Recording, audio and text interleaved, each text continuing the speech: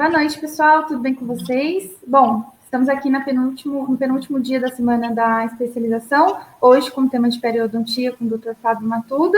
Eu sou Beatriz, diretora de marketing científica, e vou apresentar o Dr. Fábio. Oi, Dr. Fábio, tudo bem? Boa noite. Boa noite, Beatriz. Boa noite para toda a comissão, boa noite para todos os espectadores.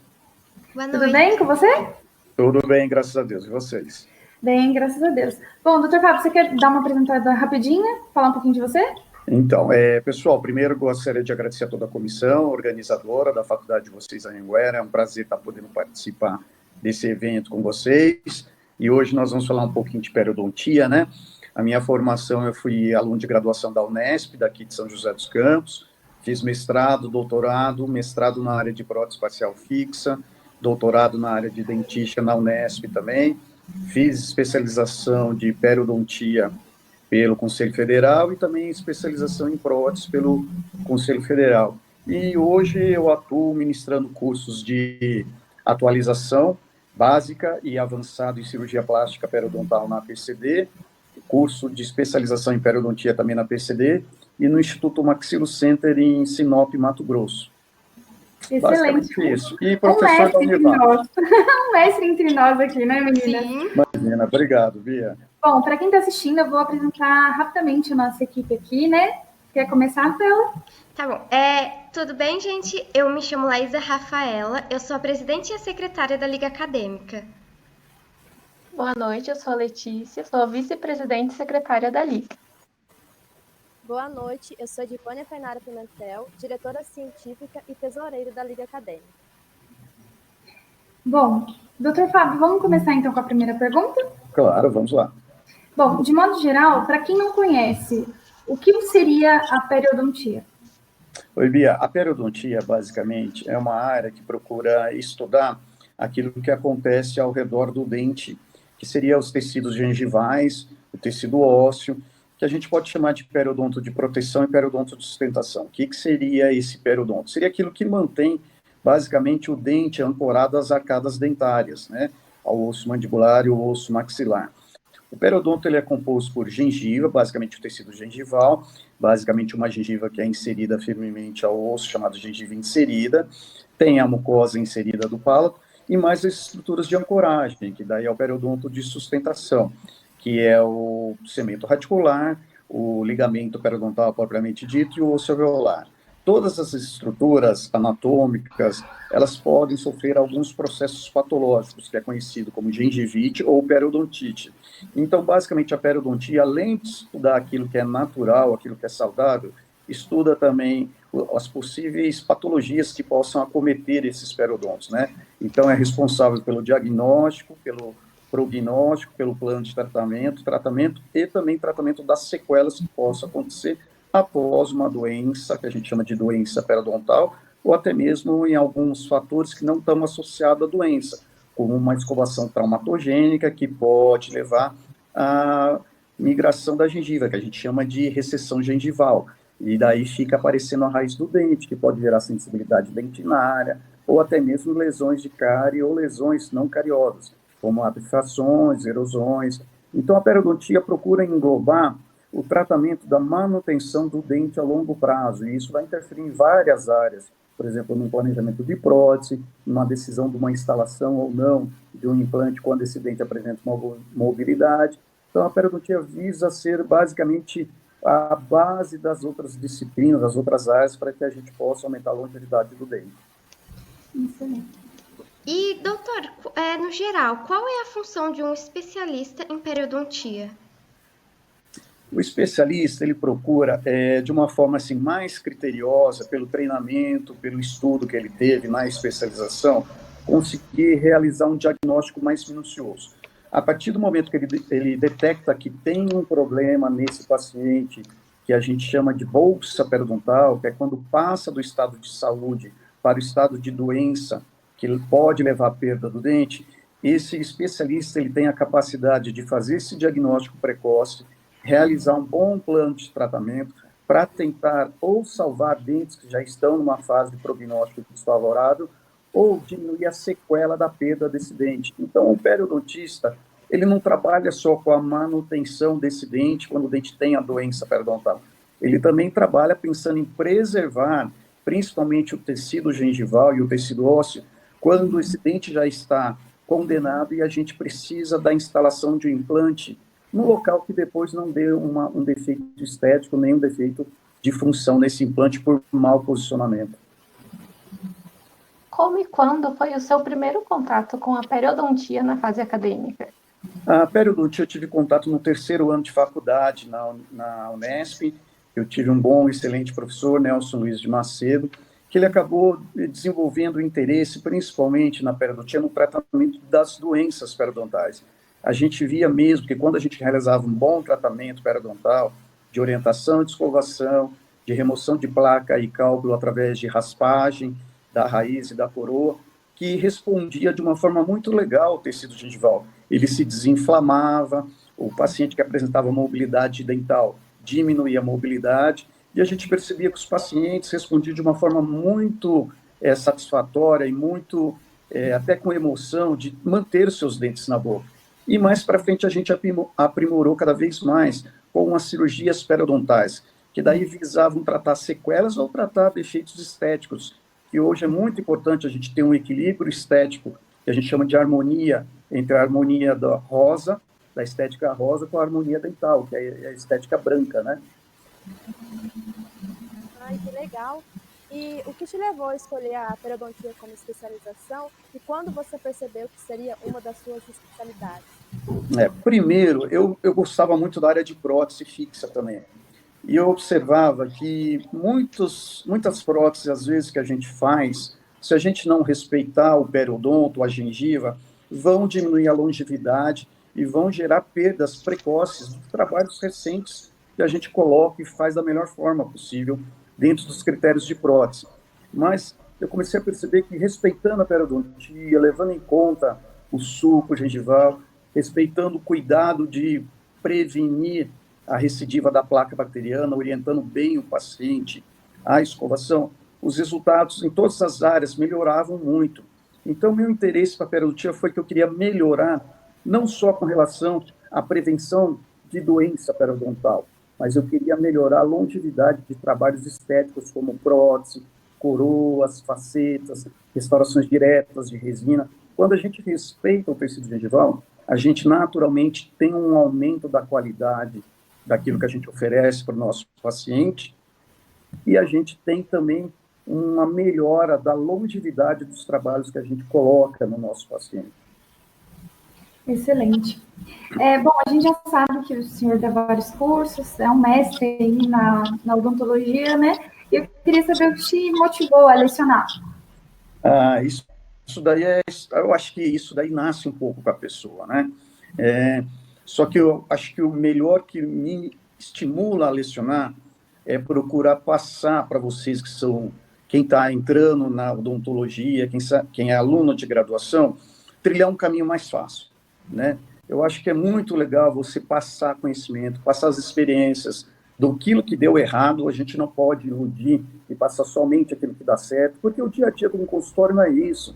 O dia a dia do consultório com muito trabalho, com muita persistência, muita dedicação, muito foco, muita concentração e prestar muita atenção aos detalhes, isso que diferencia um profissional do outro. Mas eu acho que eu quis lecionar, quis ser um professor para poder fazer que o caminho seja menos difícil para o aluno, que o caminho seja mais prazeroso, para que não ocorra tanta desmotivação que ocorre hoje em dia, não só na odontologia, em todas as áreas. Parece que a gente está perdendo um pouco a fé na nossa capacidade. E quando a gente procura tornar esse caminho, a gente acaba motivando os alunos a confiarem mais neles mesmos, né? Incrível. E agora, mudando um pouquinho o foco, eu queria saber qual que é a importância de uma reabilitação periodontal. A reabilitação periodontal é muito importante que, primeiro, a gente prioriza aumentar a longevidade do dente, né? Hoje em dia é muito fácil extrair um dente, mas para um paciente isso pode causar um trauma psicológico muito grande, um trauma funcional muito grande, né? Por melhor que seja uma prótese, por melhor que seja um implante, nunca substituirá um dente natural. a não ser que esse dente esteja numa condição deteriorável, que a sua manutenção vá causar um dano maior ao paciente do que a sua manutenção. Então, a reabilitação periodontal, ela procura aumentar a longevidade de tratamentos reabilitadores protéticos, por exemplo, aumentando o controle de placa bacteriano, fazendo a terapia periodontal de suporte, que é a manutenção, associada aos fatores de risco, por exemplo, se o paciente é fumante, se o paciente tem um protocolo de implantes, se o paciente é diabético, é um paciente que necessita de controles com menor espaçamento de tempo, por exemplo, de 3 em 3 meses, de 2 em 2 meses. E a reabilitação periodontal, muitas vezes, através de um grande exame clínico, a gente pode prevenir o uso de dentes que podem servir como suportes e que possa ter um curto período de tempo útil como suporte. Por exemplo, vai colocar uma prótese fixa, a gente tem que saber, na prótese fixa extensa, um dente multiradicular e um envolvimento de fúrica grau 3 ou grau 2 já pode condenar esse dente, mobilidade grau 2, grau 3 pode condenar esse dente. E se a gente não souber fazer esse diagnóstico, a gente pode instalar um trabalho extenso, reabilitador na boca do paciente, e em pouco tempo esse trabalho ser perdido por falta de por falta de um diagnóstico correto, né? O senhor acredita que a periodontia é uma das especializações que possui maior risco de contaminação indireta devido ao tratamento de inflamações periodontais com alto índice de contato com sangue? Eu acho que a periodontia hoje apresentou um risco há um bom tempo com relação a quando tinha a hepatite B, que os dentistas não eram vacinados, hepatite C, a gente não tinha os controles de biossegurança dentro do consultório quanto à esterilização ou as barreiras físicas, né, de proteção, os EPIs também dos profissionais, e o HIV. Das áreas médicas da saúde, a odontologia está bem preparada para enfrentar, por exemplo, igual essa pandemia do Covid, né? É claro, tivemos que fazer novas adequações, uso de face shield, controle de aferição de temperatura do paciente, aquele questionário rápido que a gente tem que fazer, mas hoje, com a vacinação da hepatite B, se for confirmada a imunização com as medicações que a gente tem hoje, profiláticas, quando acontece um acidente perfurocortante, eu acho que a periodontia, embora tenha um risco maior, 3 a 4 vezes maior que um clínico geral, mesmo assim não gera um risco tão grande ao profissional da saúde. Quanto à infecção cruzada, os métodos de esterilizações, como autoclave, uso de cuba ultrassônica com detergente enzimático, já são suficientes para evitar esses riscos de contaminações que podem ocorrer no consultório. E o que seria a cirurgia plástica periodontal e aonde se aplicar para uma melhor vida do paciente? Na verdade, as cirurgias plásticas periodontais são uma terminologia que surgiu a partir de 1996, num consenso que houve da Academia Americana de Periodontia, que basicamente conduz o pensamento hoje da periodontia, né? Junto com a Academia Europeia de Periodontia. São cirurgias que a gente faz na gengiva e na mucosa que priorizam, principalmente cirurgia plástica periodontal, diminuir sequelas da doença periodontal ou tratar áreas não estéticas através de enxertos de tecidos gengivais, por exemplo, ou regeneração óssea também, guiada, tecidual guiada, com a finalidade, por exemplo, em caso de recessões, que é o deslocamento da margem gengival e o aparecimento da raiz, de uma forma que, após o tratamento cirúrgico, procure mimetizar os tecidos vizinhos. A gente recobre a raiz e praticamente fica imperceptível a área que foi operada da área vizinha não operada. Hoje, a evolução da cirurgia plástica periodontal atingiu um nível que a gente usa microscópios, fios de suturas oftálmicos 8 zeros, 10 zeros, que basicamente não deixam cicatriz. Então, a gente consegue tratar áreas de recessões com cirurgias e basicamente não fica cicatriz. E o pós-operatório, o paciente se sente muito satisfeito devido à recuperação, principalmente de áreas com recessões de gengiva. Que legal. Bom, entrando aí um pouquinho na parte de percepção, expectativa, o que você pode dizer da profissão atualmente e no futuro, assim, o que a periodontia tem a agregar, assim, no seu entendimento? Eu acho, Bia, que a periodontia não para puxar a sardinha para o meu lado, mas a periodontia tem um futuro grande. Por quê? Hoje a gente sabe que a doença periodontal que pode levar à perda de dentes, ela não atinge somente adultos com má higiene bucal.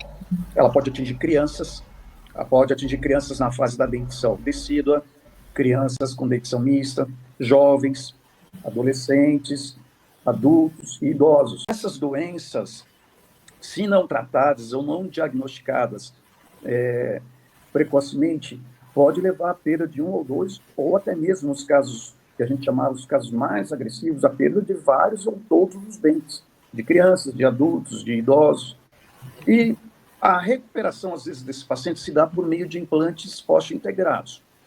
Hoje a gente sabe que existe um relacionamento muito grande de uma doença que atinge os implantes também, que tem um nome chamado periimplantite, que apresenta basicamente as mesmas bactérias que tem numa doença periodontal que afeta os dentes e que também leva à perda óssea e pode levar à perda dos implantes.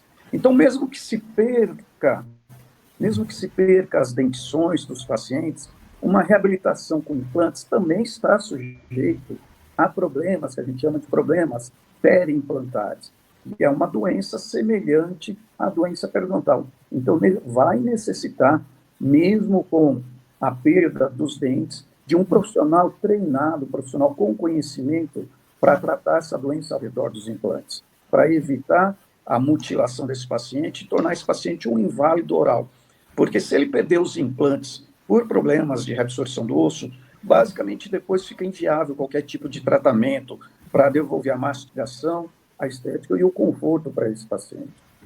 Excelente. A pergunta que eu vou fazer para você agora, eu estou muito feliz de fazer ela, porque eu queria pegar essa pergunta desde o começo da Semana das Especializações. E a pergunta é, qual foi o caso mais grave que você atendeu até o momento? E são duas perguntinhas mesmo. E como foi lidar com as situações inusitadas sendo um recém-formado?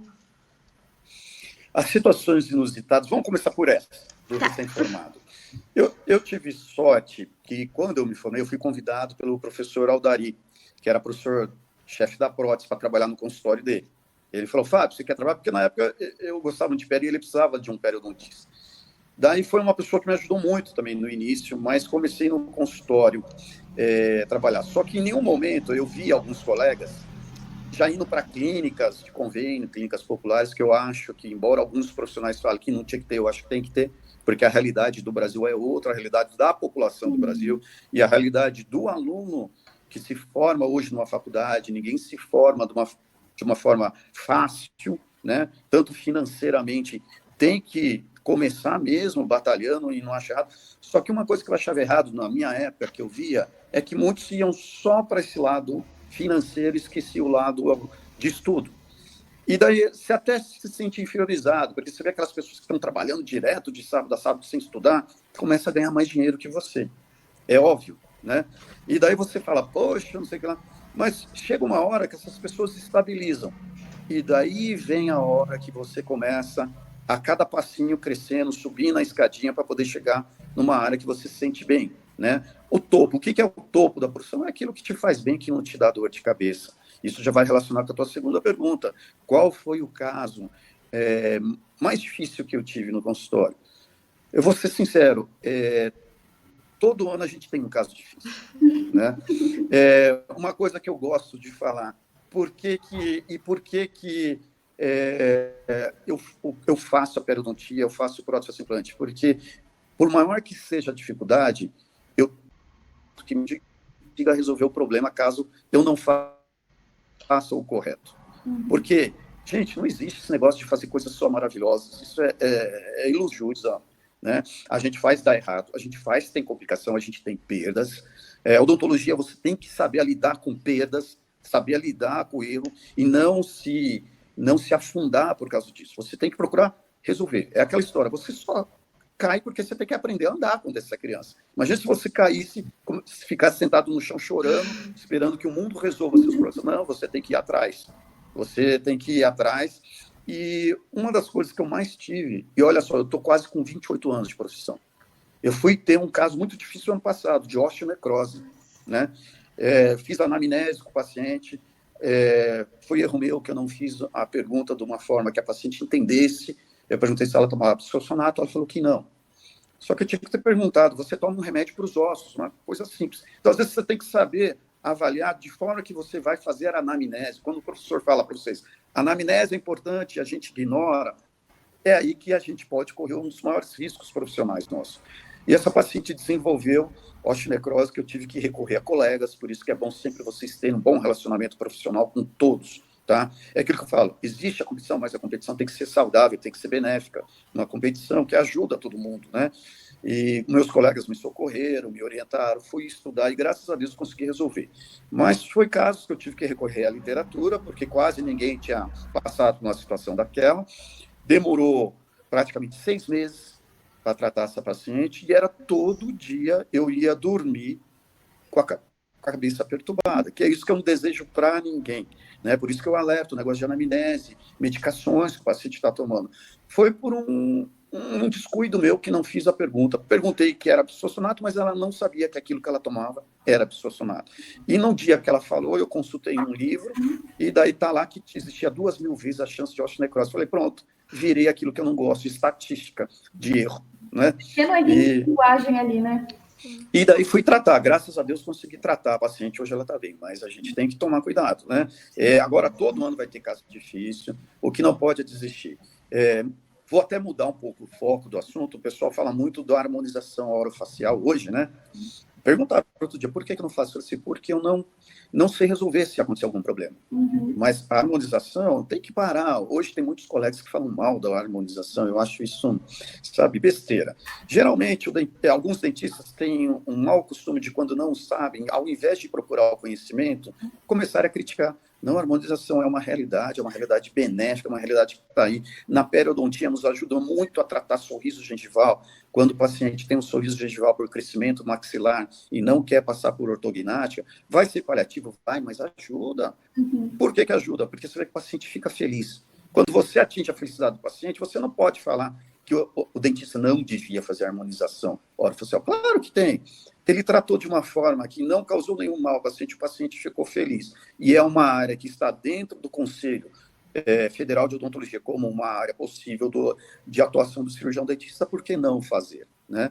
Então, eu acho válido tudo isso quando você traz esse benefício a todos. Agora, se vocês vão passar por dificuldades, mas vai acontecer casos que vai dar errado, medo, às vezes o paciente passa mal na cadeira, daí o teu coração acelera até mais do que o coração do paciente, quando ele fala que sentiu tontura após uma anestesia. Vai acontecer, por quê? Porque você lida com o paciente e o paciente tem o seu perfil psicológico, e às vezes ele não está bem, ele chega a não estar bem, às vezes é bom até você nem atender, porque você faz uma anestesia, aquilo dá uma sensação no paciente de invasão nele e ele vai passar mal. E daí quem passa mais mal é o dentista, que daí começa a ficar desesperado, né? De ver o paciente respirando, ofegante, falando que está com tontura, mas são tudo coisas que acontecem no dia a dia. E em relação à parte de ter contato com outros profissionais da área também, eu acho que a gente escutou isso em todas as palestras dessa semana e é um dos conselhos que a gente mais vai levar, porque todos disseram a mesma coisa pra gente. Tenham contato com pessoas, amigos, assim, e vocês resolvam o caso juntos, se necessário. Todos falaram pra gente até agora. Sim, foi uma dica muito valiosa. É uma dica muito valiosa, e outra dica que eu dou para vocês é nunca critique o trabalho do colega. E às vezes o paciente te põe numa berlinda que fala assim, o que o senhor acha? Eu falo assim, olha, eu posso tratar a partir de aqui. Agora, o que foi feito, eu não posso opinar. O senhor acha que fez errado? Eu falei assim, olha, já chegaram a pedir laudo para mim. Eu falei assim, eu não posso dar laudo. Laudo é só se eu fosse um perito. Mas não sou perito, eu sou um profissional normal. Eu gosto de falar uma frase. Eu falei assim, olha, o leite já foi derramado. Porque essa frase a mãe fala para a gente, os avós falam para a gente. Então, não adianta chorar o leite derramado. Derramou o leite, vamos limpar o fogão, vamos tocar para frente, né? A situação está assim agora e vamos procurar melhorar isso. A gente não pode nem prometer que a gente vai fazer melhor do que já foi feito. A gente tem que tentar, né?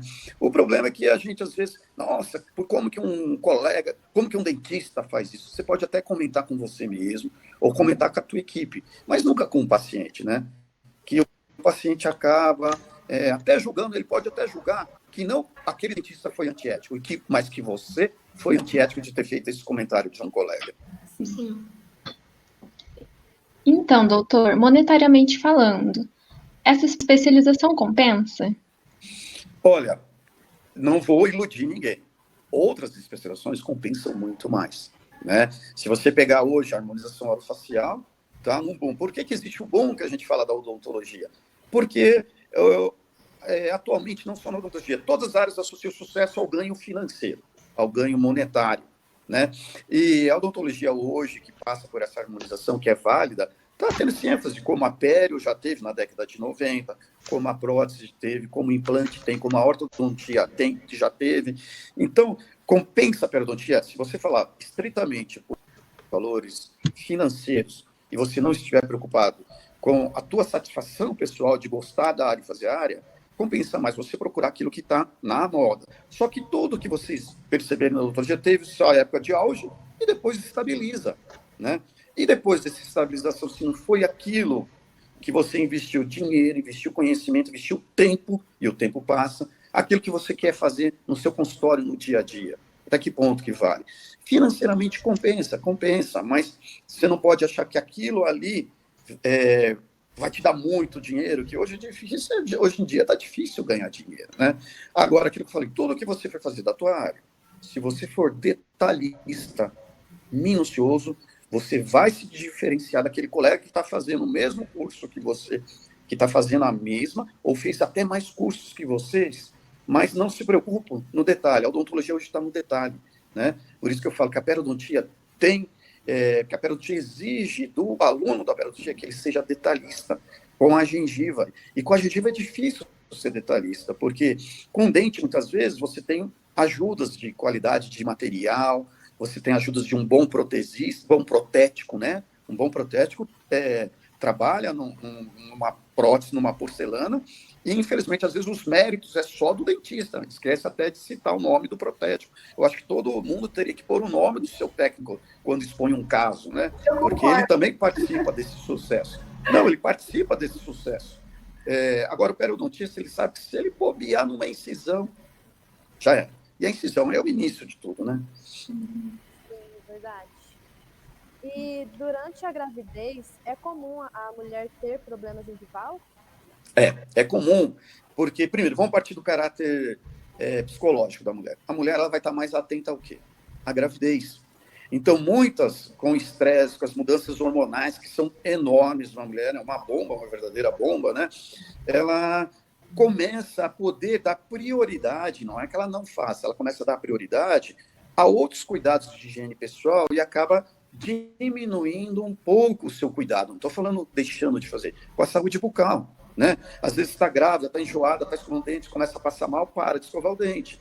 E às vezes ela esquece de voltar. Isso já leva ao acúmulo de placa. Mesmo que a quantidade de placa não mude de uma mulher antes da gravidez ou depois, as alterações hormonais, por exemplo, a produção de progesterona, estradiol, que são hormônios que aumentam grande concentração devido à gravidez, leva a alterações do mecanismo de defesa, por exemplo, quimiotaxia de neutrófilos para a gengiva, que é a primeira célula de defesa numa inflamação gengival, são os neutrófilos, aumenta a vascularização. Quando você aumenta a vascularização, mesmo tendo uma quantidade pequena de placa, você tem uma resposta, um edema de inflamação do tecido gengival muito mais intenso, né? Então, você vai ter uma gengiva mais avermelhada, mais sangrante. E detalhe, que a progesterona, ela produz uma substância que serve como alimento para uma das bactérias mais importantes na doença periodontal, periodontite e gengivite, que é a Prevotella intermédia. Então, ela serve como, digamos assim, como um whey protein para essas bactérias. Então, se a mulher já descuida um pouquinho da escovação, porque está preocupada com a gravidez, está tendo enjoo, e ela já tem um aumento da vascularização por causa do hormônio da gravidez, e ela vai ter ainda um hormônio que alimenta a bactéria. Então, a bactéria explode. Chega a ser até 55 vezes maior a quantidade de Prevotella intermédia numa mulher na fase gestacional do que na mesma mulher sem estar na fase gestacional. E também, esses hormônios diminuem a resposta imune da mulher, né? Quando a gente fala que mulher grávida é sensível, mas não é só sensível, é emocional. É sensível até na sua parte da defesa O epitélio do sulco, por exemplo, de mulheres grávidas, ela é mais fino devido à alta taxa de glicogênio do que o epitélio juncional do mesmo sulco gengival da mulher que não está grávida, né, na fase que não está grávida. Então, ocorre uma alteração muito grande. A sensibilidade não é só sensibilidade emocional, é sensibilidade física também, sensibilidade biológica. E isso interfere muito na resposta frente à placa bacteriana. É multifatorial, né, essa questão. É multifatorial. Olha, existem estudos que relacionam quando a mulher tem a doença periodontal, não só a gengivite, né, que produtos produzidos pela inflamação periodontal caem na corrente sanguínea, vão lá, por exemplo, fator de necrose tumoral, que são mediadores inflamatórios, prostaglandina E2, caem na corrente sanguínea, vão até a musculatura do útero e podem, né? Não é que vai levar obrigatoriamente, a contração do útero e o bebê pode nascer prematuro. Então, existe essa correlação de estudos dizendo a possibilidade disso. Não que toda mulher que vai ter doença periodontal vai ter um nascimento de bebê prematuro com baixo peso, mas tem um relacionamento de estudos muito grandes, de possibilidades. Então, o cuidado que a gente tem que ter na fase gestacional é muito grande. Por quê? A gente sabe que a intervenção do dentista ele é limitado ao segundo trimestre. Então, a gente tem que acompanhar desde o primeiro trimestre para que no primeiro não tenha nenhuma inflamação, infecção, e no último, porque são 2 trimestres que a gente não pode intervir, que pode levar riscos ao feto ou ao bebê, né? Muito importante você falar isso, doutor Fábio. E eu adoro essa ênfase que os outros dentistas deram aqui pra gente, de que é um todo. Começa o problema na boca e pode gerar problema no corpo todo. Por isso a importância, a gente faz a ênfase de que odonto não é só dente, porque prejudica todo o sistema, dependendo da gravidade do problema, do tipo de paciente, mas odonto é o corpo inteiro. E eu adoro quando especificam isso pra gente. Sabe, Bia, existe uma relação muito grande, a gente tem muito grande de atender paciente diabético, né? Diabético não controlado. A gente sabe que o diabético não controlado, ele tem uma fragilidade vascular maior, quer dizer, ele tem uma menor quantidade de plaquetas, tem uma menor quantidade de células de defesa, que isso interfere na reparação, né? Então, qualquer dano numa cirurgia, por exemplo, no paciente não compensado, pode levar a riscos sérios. Agora, tem estudos também falando que os mesmos mediadores que interferem na doença periodontal são os mediadores que causam esses problemas quando o paciente está diabético não controlado. E que se você controlar a diabetes do paciente, existem estudos que falam que até diminui a necessidade da quantidade de insulina por alguns pacientes. Então, existe a reversibilidade. A diabetes afeta o periodonto, mas o tratamento periodontal de um paciente também afeta a diabetes no sentido benéfico, né? Não sei se melhora a qualidade de vida do paciente, o paciente se sente num bem-estar quando está com sua boca bem tratada, bem cuidada, daí faz ele ter mais atenção ao cuidado da sua diabetes, tudo engloba um aspecto emocional também. Hoje a gente sabe que doença periodontal está relacionada ao infarto do miocárdio, que é a famosa endocardite bacteriana subaguda, está relacionado ao acidente vascular cerebral, está relacionado até pneumonia, a bactérias que foram introduzidas por via respiratória, trato respiratório, bactérias do periodonto, nascimentos de bebê de baixo peso, e até o tratamento periodontal, digamos assim, na odontologia esportiva, está sendo estudado como interferir a doença periodontal, aqueles mediadores inflamatórios, interferir no metabolismo do músculo de esportes. Então, tem um relacionamento muito grande.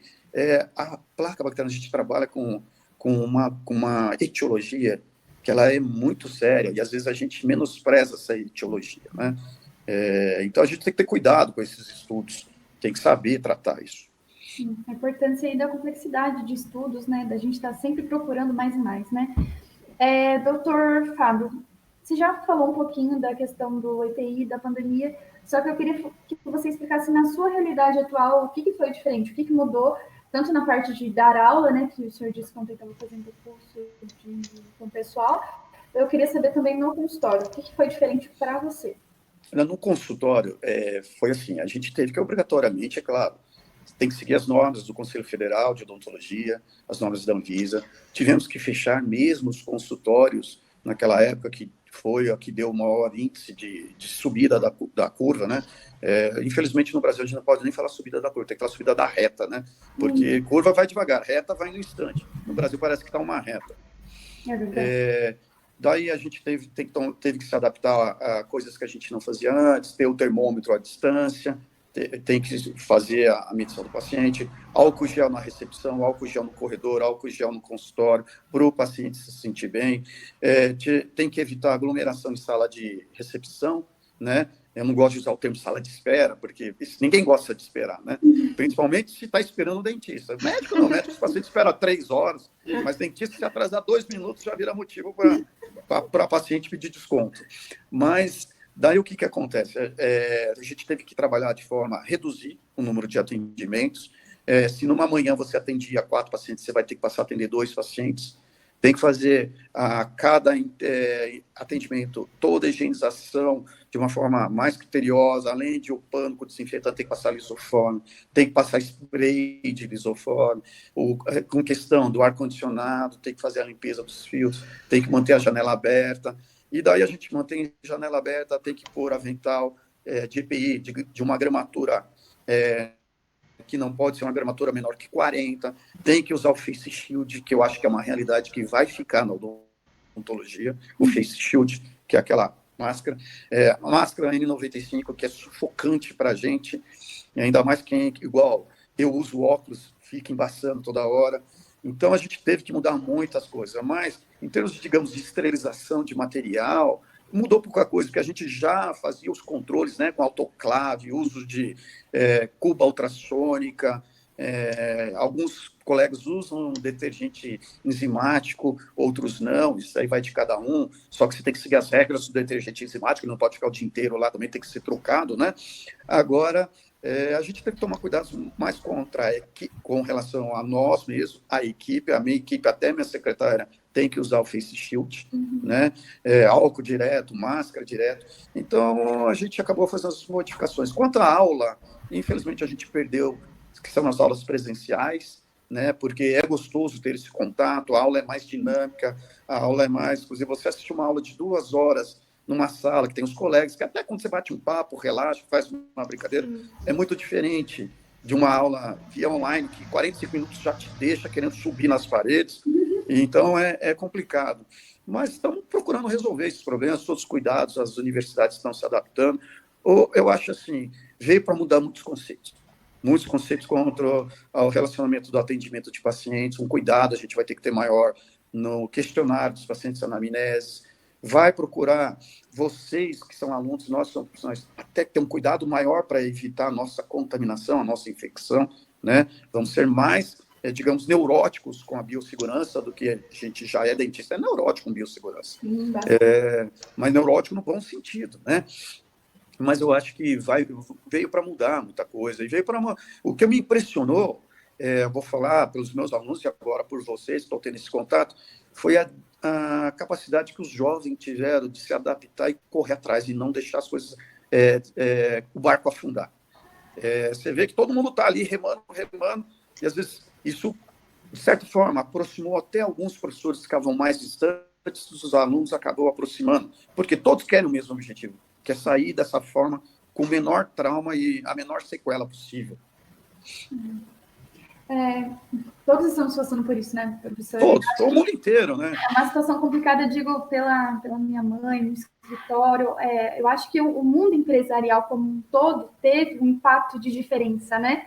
Então, tentamos nos adaptar até que as coisas melhorem, né? A gente tá conseguindo, né? A gente está conseguindo. Vamos andando aí, tomara que dê tudo certo, que já a gente volte às práticas, que é uma das partes mais gostosas da odontologia. Ontem mesmo uma aluna falou assim, professor, eu vou me formar sem ter clínica. Eu falei assim, não se preocupe, a gente vai resolver isso. Agora, não se esqueça, não é só você, o mundo inteiro está passando por isso. O mundo inteiro. E todo mundo que investiu em lista de material, né, meninas? Nossa! Os materiais na gavetinha. Mas vocês aproveitem para conhecer, dar uma olhada. Nossa, eu já limpei eles tantas vezes, mas tantas vezes já relimpei de novo. Para olhar, falar assim, nossa, para que serve isso? Pior que é bom para você aprende a função do material, você aprende basicamente ele sobre o procedimento. Bom, meninas, alguém tem mais alguma pergunta? Alguém gostaria de falar mais alguma coisa para o Dr. Fábio? Eu tenho uma perguntinha. A gente falou um pouco, foi bem breve, sobre cirurgias e eu queria saber qual a diferença, se entra como cirurgia também, qual a diferença da gengivectomia para a gengivoplastia? Na verdade, antigamente existia uma diferenciação que gengivectomia era o corte de gengiva em altura e a gengivoplastia uma redução do volume da gengiva, da espessura do tecido gengival. Basicamente, hoje, quando a gente fala de cirurgia plástica periodontal, a gente tem que trabalhar os dois ao mesmo tempo, né? Então, a gente pode usar o termo gengivectomia para cortar, por exemplo, gengiva que está recobrindo o coroa do dente, para aumentar o aparecimento do dente no sorriso, e, ao mesmo tempo, diminuir a espessura através de broca, lâmina de bisturi, aparelhos piezoelétricos que estão sendo muito usados, faz o peeling gengival que a gente fala, que é uma forma de gengivoplastia. Mas hoje já não existe mais essa diferenciação. Eu estou fazendo gengivectomia, gengivoplastia. Estou fazendo gengivectomia, gengivoplastia, tanto faz, né? O intuito é o quê? Você diminuir a quantidade do tecido gengival, ou em altura ou em espessura. Ou, ao mesmo tempo, os dois, altura e espessura. Quando, por exemplo, aquelas pacientes sorriem e vê que a coroa está curtinha, daí você tem que cortar a altura e diminuir a espessura, para não ficar estranho, né? Se cortar só a altura. Entendi. Poderia se dizer, então, que são termos sinônimos? A definição dá uma diferença, mas no dia a dia do usuário, no dia a uso, a gente acaba tornando sinônimos esses dois termos, né? Entendi. Mas não seria a gengivectomia, o corte em altura, a gengivoplastia seria a redução em espessura. Mas os dois trabalham juntos, Trabalham juntos. Legal, eu não sabia dessa diferença. Muito legal mesmo. Bom, é isso então. Mais alguém tem mais alguma pergunta? Alguém gostaria de falar mais alguma coisa? Ele explicou de ponta a ponta, né? Sim. Eu acho assim que foi. Falei demais até, né, menina? Não, de maneira nenhuma. Foi complementar, porque o intuito da Semana de Especializações é isso, é proporcionar conhecimento para quem não faz ideia do que estamos falando, para apresentar. E isso também não poderia ser de maneira sucinta. E também tirar as dúvidas, né? Essas perguntas a gente fez baseado em pessoas que gostariam de saber também mais sobre o assunto. Sim, exatamente. Bom, proporcionar conhecimento para desde o acadêmico, desde alguém que tenha um interesse em começar a odontologia para conhecer as áreas. Então, a gente quis deixar bem abrangente mesmo, bem complexo, para atender a todo tipo de pessoa. Né? E, Dr. Fábio, agradeço em nome das meninas, hoje que eu estou começando aí na vinheta e tudo mais, gostaria de agradecer de coração. Para a gente, pode ter certeza que foi muito gratificante. O senhor tem muito a ensinar, espero que a gente participe em outras palestras aqui, né, meninas, aprofundando mais alguns termos. E muito obrigada, de coração. Imagina, Bia. Bom, meninas, primeiro gostaria de agradecer o convite da Liga, o convite feito pela Bia, de vocês terem me chamado para participar. Eu fico muito feliz com isso, gosto de participar, gosto de ajudar. Se precisarem de mais vezes, contem sempre comigo. Eu sou uma pessoa que eu gosto de deixar abertos os canais, então... Bia tem a liberdade de passar meu WhatsApp para vocês, para se tiver dúvida, para estudar, orientação, qualquer coisa que vocês precisarem, quiserem frequentar os cursos, participar dos grupos de pério. A gente tem um grupo no Instagram, que é o Periplast, tem um grupo de WhatsApp, que a gente põe artigos. Naquele grupo tem até o professor Nelson, que foi o meu mentor, ele participa também. A gente tem divulgação, divulgamos até a liga de vocês, né? A liga acadêmica nesse grupo.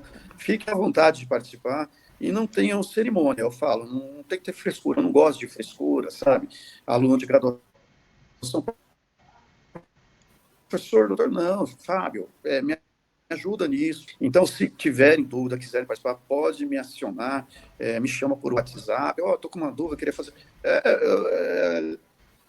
Estou à disposição de vocês, de coração aberto aí, o que vocês precisarem, quando vocês precisarem de alguma coisa de periodontia, indicar alguém, podem vir falar comigo, que será um prazer estar aí com vocês.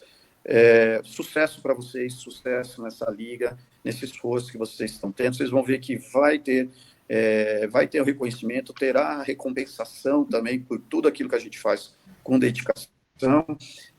Odontologia é difícil, estou falando que é fácil, mas toda profissão é difícil, não deixa ninguém desmotivar. Eu fico muito chateado quando eu vejo desmotivarem alunos de graduação, tá? É questão de persistência. Tenho persistência que vai dar certo, deu certo para mim, vai dar certo para qualquer um aí. Tá bom, gente? Obrigado por esse tempo agradável que eu tive com vocês aí, foi ótimo. E contem comigo sempre que precisar.